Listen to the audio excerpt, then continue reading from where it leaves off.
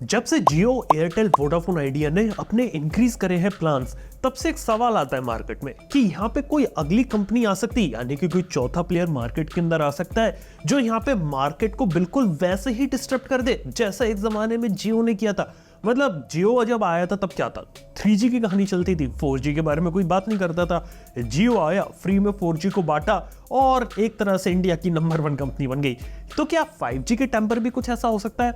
Well, एक उम्मीद यहाँ पर जागी थी अडानी के साथ, जब अडानी ने यहाँ पे 2022 के 5G स्पेक्ट्रम ऑक्शन में पार्टिसिपेट किया था। लेकिन सच्चाई बात है कि आज के समय में अडानी के पास कोई इतना बड़ा स्पेक्ट्रम भी नहीं है कि यहाँ पे वो अपना pan India 5G roll out कर सके।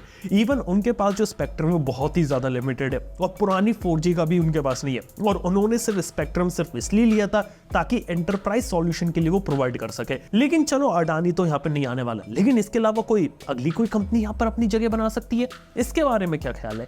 देखो, सबसे पहले अब मैं आपसे बात करता हूँ कि इसके बाद की जो कहानी वो काफी इंटरेस्टिंग होने वाली है। तो अगर आपने अभी तक चैनल सब्सक्राइब नहीं किया तो आप कर सकते हैं।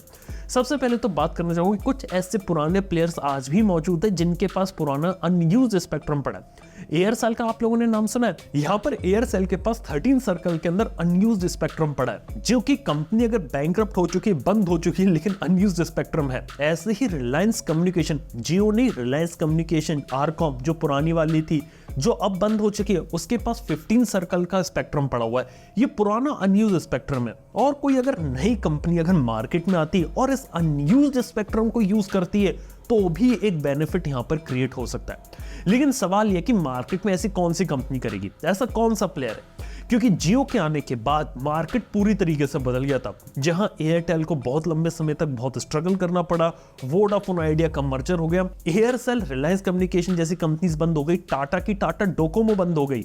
यहां पर बचती है आपकी PSUs जैसे कि आपकी MTNL, BSNL, ये, या फिर बचती है आपकी वोडाफोन आइडिया जो कि थर्ड बड़ा प्लेयर है इंडिया की टेलीकॉम इंडस्ट्री के अंदर। इसके अलावा किसी नए प्लेयर की एंट्री हो पाना बहुत ही ज्यादा मुश्किल है। यहाँ पे बाहर की कोई कंपनी किसी को एक्वायर करके अगर आना चाहे तो आ सकती है, लेकिन इसके लिए भी इंडियन टेलीकॉम इंडस्ट्री में अभी भी इतना ज्यादा स्पेस नहीं बचा है। लेकिन एक सवाल आता है यहाँ पे, क्या कोई नई कंपनी या फिर कोई पुरानी कंपनी रिवाइव हो जाए, ऐसा कुछ? देखो, इन सब के होने की प्रोबेबिलिटी बहुत कम है, क्योंकि मार्केट है ना, आज के समय में डायनामिक्स बहुत ही ज्यादा बदल चुकी है। जहां एक टाइम पे मल्टीपल ऑपरेटर्स हुआ करते थे तो इन सब के बीच में कंपटीशन होता था और सब अपने अपने बेस्ट पॉसिबल रेट बनाते थे।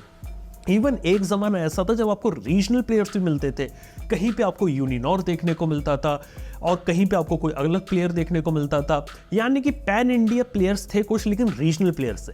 अगर रीजनल प्लेयर्स दोबारा से ग्रो हो तो भी कोई चीज हो सकती है। लेकिन जियो के आने के बाद एक कहानी रहती है ना, बिल्कुल खत्म सी होगी, क्योंकि जियो ने यहाँ पे बताऊं टारगेट क्या किया था। वो किया था सेकंड सिम कार्ड को। आपके मोबाइल फोन में 2 सिम होती थी, डुअल सिम के फोन होते हैं। अगर एक प्राइमरी नंबर एक अपना यूज करते हो तो सेकेंडरी नंबर आप जियो का यूज करो। उसने ये चीज टारगेट करी थी, कॉलिंग के लिए अपना मेन नंबर यूज करो, लेकिन डेटा के लिए आप हमारा। इसका यूज करके वो लोगों ने मोबाइल फोन के अंदर जगह बनाई, फ्री में दिया, बहुत बड़ी बड़ी इन्वेस्टमेंट करी, बहुत लंबे समय तक चलाया उन्होंने, और उसके बाद काफी प्रॉफिटेबल कंपनी उन्होंने यहाँ पे क्रिएट कर दी। लेकिन वैसा का वैसा रेवोल्यूशन दोबारा से आज के समय क्रिएट कर पाना बहुत ही ज्यादा मुश्किल है। वोडाफोन आइडिया जैसी कंपनी से उम्मीद कर सकते हैं कि ये कुछ चीज नहीं कर रहे, क्योंकि वोडाफोन आइडिया आज के समय में लूज तो कर रही है मार्केट, लेकिन अभी भी जिंदा है। वोडाफोन आइडिया के पास अभी भी 20 करोड़ से ज्यादा कस्टमर्स है जो यहाँ पे अभी भी वोडाफोन आइडिया को यूज करते हैं। काफी सारे लोगों ने जियो और एयरटेल से भी पोर्ट किया। इवन वोडाफोन आइडिया को हाल ही में यहाँ पे फंड्स भी उसने रेस करे थे, जो कि बहुत अच्छी चीज थी। अब इन फंड्स के साथ उसने अपने आप को नेटवर्क को अच्छा करना है, 4G के ऊपर काम करना है, 5G के अंदर दोबारा से जब स्पेक्ट्रम ऑक्शन हुआ उसमें भी पार्टिसिपेट किया उन्होंने। यहां तक एक खबर आ रही है कि सैमसंग कंपनी के VRAN, जिसे हम वर्चुअलाइज रेडियो एक्सेस नेटवर्क कहते हैं ना, उसे यहाँ पे इंटीग्रेट करेंगे, जिस कारण से कम कॉस्ट के अंदर, कम लागत के अंदर सॉफ्टवेयर लेवल पे ये लोग अपने डिप्लॉयमेंट कर पाएंगे और 4G और 5G उसको अच्छे तरीके से इंट्रोड्यूस कर पाएंगे। यानी करंट 4G नेटवर्क को बेटर और 5G के अंदर एक अच्छा प्लान लेकर आ पाएंगे। ये एक चीज यहाँ पे वोडाफोन आइडिया कर सकती है। लेकिन देखा ऐसा नहीं लगता कि वोडाफोन आइडिया एक दोबारा से रिवॉल्यूशन यहाँ पे क्रिएट कर दे जैसे जियो ने क्रिएट किया था। वो होने की संभावना तो बहुत कम है। इवन देखा तो जियो और एयरटेल ने जब प्राइस हाइक अनाउंस करे उसी के कुछ ही घंटों के बाद वोडाफोन आइडिया ने भी अपने जो नए प्लान्स थे वो अनाउंस कर दिए, और वो भी पहले से महंगे।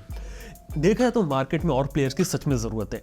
अब देखने वाली बात हो कि कौन सी कंपनी चौथा प्लेयर यहाँ पे बनती है, क्योंकि देखा जाए तो मार्केट में क्या है ना, एक तो डुओ पॉलिसी हो रखी है एयरटेल और जियो की, जहां पे जब भी डुओपोली मोनोपोली होती है ना, तो कंपनीज अपने मन माने ढंग से प्राइसेस हाइक करती है और अपने मन माने ढंग से पूरे मार्केट को चलाती है। जब मार्केट में ज्यादा प्लेयर होते हैं ना, तो हर एक कंपनी को कहीं ना कहीं कम्पीट करना पड़ता है और थोड़ी सी एग्रेसिवनेस दिखानी पड़ती है, जिसका इंपैक्ट पड़ता है कंज्यूमर्स पे। जो कंज्यूमर होते हैं उनको बेनिफिट मिलता है। अगर ये बेनिफिट अगर मिलना बंद हो जाए तो एक काफी दिक्कत है, और वही इंडिया की टेलीकॉम इंडस्ट्री में थोड़ा देख के लग रहा था। इसके साथ अगली चीज यहाँ पर है कि इंडिया में चलो मोबाइल फोन के अंदर तो अभी स्पेस बिल्कुल खत्म हो गया, यहाँ पे किसी तीसरी या चौथी पांचवी कंपनी का आना बहुत ही ज्यादा मुश्किल है। लेकिन एक और ऐसा सेक्टर है जहां पे कंपनीज अपनी नई जगह बना सकते हैं, वो है सैटेलाइट ब्रॉडबैंड, जहां पे रिलायंस जियो ने अपना सैटेलाइट दिखाया था। इसके साथ ही वन वेब है एक, इसी के साथ ही देखा जाए तो यहाँ पे स्टार लिंक की प्रोबेबिलिटी है। तो सैटेलाइट बेस्ड इंटरनेट एक ऐसी चीज हो सकती है जो इंडिया के अंदर, जिसमें कोई कंपनी नहीं आके मार्केट को ग्रैब करे और मार्केट को डिस्टर्ब करे। मोबाइल फोन इंडस्ट्री हो गई, आपकी रेगुलर ब्रॉडबैंड हो गए यहाँ पे, लेकिन सैटेलाइट ब्रॉडबैंड एक ऐसी चीज है जहां पर हम कुछ इंटरेस्टिंग चीज ऑब्जर्व कर सकते हैं। देखने वाली बात है कि सैटेलाइट ब्रॉडबैंड के साथ यहाँ पर क्या रहता है। आप लोग नीचे कमेंट में बताइए, क्या आप लोगों को भी लगता है कि मार्केट में और भी टेलीकॉम कंपनीज होनी चाहिए? अपना जो ओपिनियन नीचे कमेंट में शेयर कीजिए। पसंद आए वीडियो सब्सक्राइब कीजिए। थैंक यू बने रहने के लिए। मैं आपसे मिलता हूँ नेक्स्ट वन के अंदर। Good bye.